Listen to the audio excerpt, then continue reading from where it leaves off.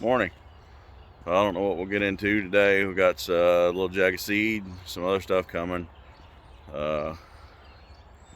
Need to go out to one of the other sheds and get another tractor, 4440, and bring home so we can service it. Got to go get a couple pieces for the planter, finish it up, and need to bring a hydraulic cylinder home for the chisel plow because maybe we'll use it. We was just about getting there, and then it rained over the weekend. So Friday and Saturday we had a pretty good amount of rain. So we'll just see what happens with that and get into some stuff and try to get some of this stuff wrapped up and ready for planting. So we'll see what happens. So the corn planter didn't need a whole lot. We changed half a dozen closing wheel bearings, and we're in the process of changing a few of the gauge wheel tires for the fertilizer openers and putting some new bearings in them. Some of the tires had cuts and tears in them, so just getting wore out, so we're changing a few of them, and while we're got them apart, we're going to put new bearings in them. But outside of that, the general maintenance on the corn planter was good. I just went through it last spring and put new openers on it, and that's pretty much what needs as far as the maintenance. We will be when it warms up, we pull it outside. I need to plumb in the new in-furrow fertilizer. You can see the tube there, they're all run up and ready to plumb in, so we'll plumb that and put the tank on the front of the tractor to run our in-furrow plus our 2x2. So that's kind of what's going on right now in the shop. I want to get this taken care of and out of here so we can pull a couple tractors in, change the oil, and service the 4440, and then bring the 8420 in and get my tank mounted on the front. So I'm getting ready to fab the tank bracket up. That's the tank that I'm going to run my in-furrow product through and mount on the front of the 8420. So we've got rails cut, kind of just fabbing up and doing some mock-up and some measurement of how things are going to fit. So that took the weight bracket off. That bracket bolts on where the weight bracket goes. The rails will be two of them. They'll be welded underneath there. Then there'll be another one that lays on top back here, so that right there it'll actually push up on the frame of the tractor to help support it. And then the tank will go set on that tubing. So we got to get some measurements and get some things mocked up and laid out, and so our tank and hood clearance, so you can raise the hood with the tank on the front and get all our measurements right and start tacking things together. Okay, one side's tacked on. It's tacked on in place, squared up. Everything's square with the front tube that's mounted to the tractor. So everything's square, up, down, side to side.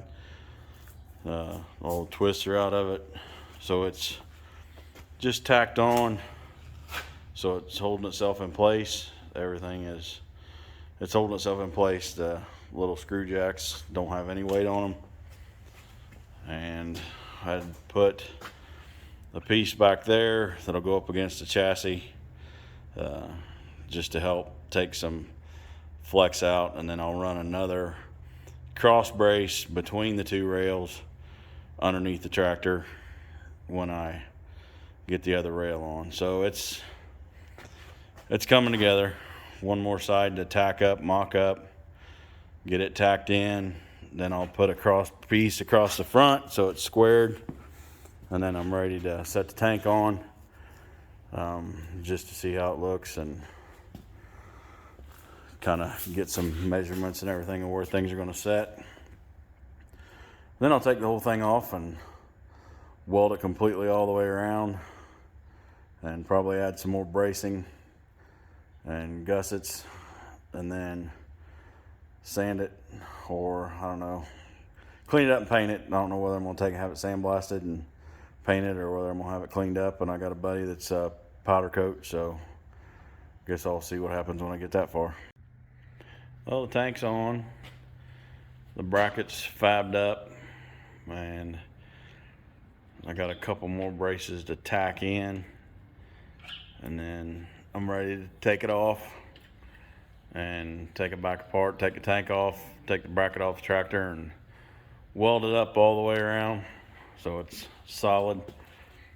But it turned out, everything turned out all right, and it's square. So I'll